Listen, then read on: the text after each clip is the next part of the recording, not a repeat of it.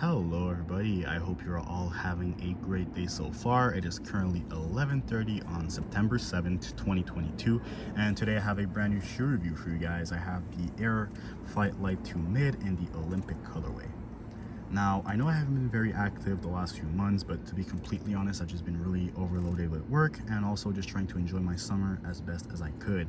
But hey, here I am now. I've been dying to wear these ever since I got them, but patience prevailed and I'm happy I get to do this review for you. So without further ado, I'm going to get right into it.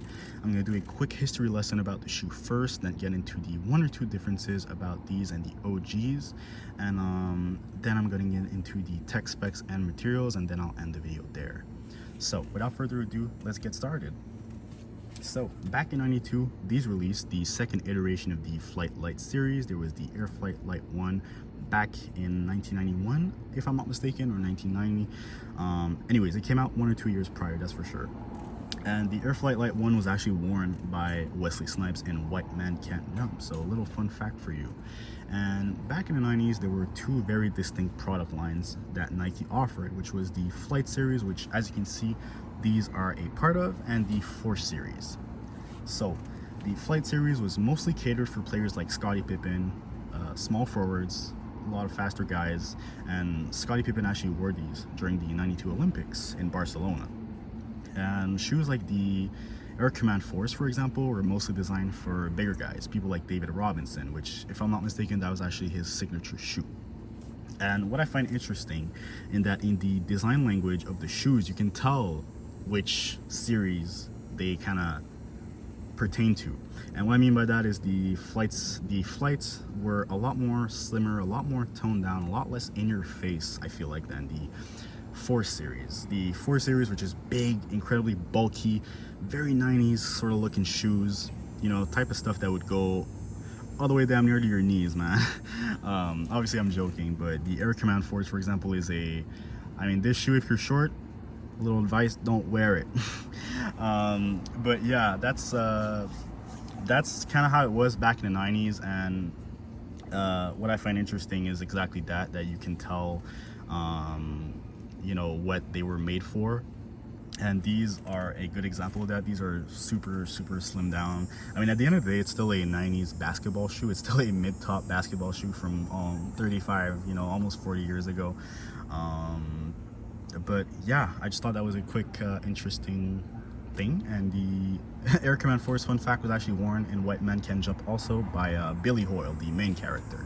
So now that's out of the way, I'm gonna get into the one or two differences between these and the OGs back in '92 that released. So the first difference that I noticed was that the entire panel here, from here to the medial side, is all white leather on this shoe, on this retro. And the OGs actually had the sort of a metallic, shimmery silver material, kind of like on the Olympic 7s. If you've ever seen them or felt them, you'll know exactly what I'm talking about. But to be completely honest, I mean, I'm really an OG fanatic. I want everything to look like the originals did back then. And of course, I would have preferred that in that case. But if I do say so myself, if I'm being completely honest, I do think the all-white look is a cleaner look.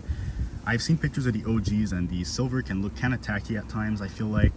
So, you know, it's something I can live without. And the second difference that I noticed was that at the back of the shoe, if you look at pictures of the OGs, the stitching was actually contrasted by this yellow stitching around it. But I've also noticed that back then, back in the 90s, the quality was incredible, but the craftsmanship was not, which, if you didn't know, they're two very distinct things. I think a lot of people mistake them way too often. I think it should be addressed. So craftsmanship is totally different. And back then, they didn't have the technology that they have today. So I've seen pictures of the OGs, like I said, and it looked really sloppy. It didn't really look good. So, you know what? It's something I can live without also, now that I think about it.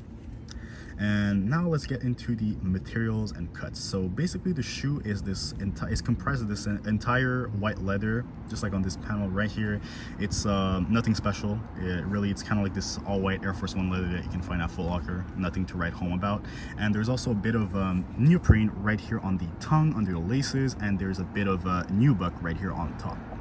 And honestly, that's about it for the materials. There's also the nubuck on the swoosh right here. Now, nothing to write home about, like I said. It's really this kind of like GR pleather. It's really nothing too crazy, and I don't think it's gonna wear in super nicely. But I mean, what can you do? It's Nike, huh? And basically, this shoe is super lightweight. It's made out of Phylon in the midsole. This super light Phylon. I mean, I even have the little inserts that come in the shoe, and it's still super light. And I've also tried on these ones, and they're super comfortable. Also, just wearing them for like 5 minutes. And there's also 2 separate air units, so it's not a full-length bag. It's one in the heel and one in the forefoot. And the outsole also has a bit of a herringbone and this traction pattern that is really reminiscent of the Air Jordan 8 in my opinion. You also have a bit of gold right here to touch on that Olympic theme, and a bit of red right here along with the navy. Now you have a Flight logo right here. You also have another one right here, which one thing I'll say is that the craftsmanship on this particular pair is really not that bad. I mean, the stitching is super clean in my opinion. The tag, I mean, I love that tag, man. You look at that tag and you can tell it's from the 90s.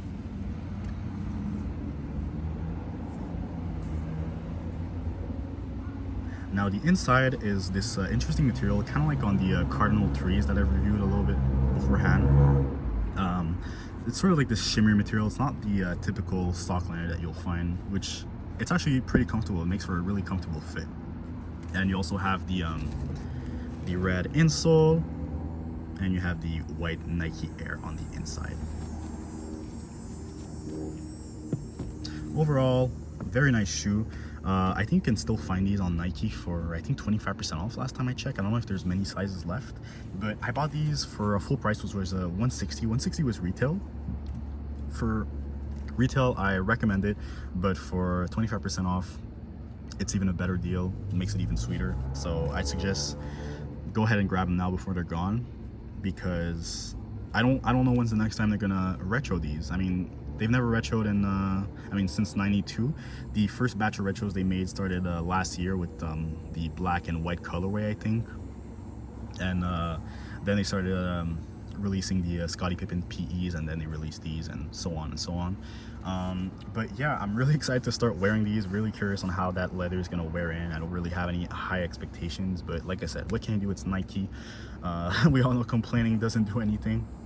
So yeah, I think I'm gonna go on a walk right after this and test these out. Maybe go for some pictures or something, I don't know. But yeah, thanks for tuning in, guys. I really appreciate you guys taking the time to watch the video. Hopefully if you liked it, drop a like. Don't forget to subscribe. And yeah, I think that's it for me, guys. I hope you guys have a wonderful rest of your day, and once again, thanks for tuning in. Bye.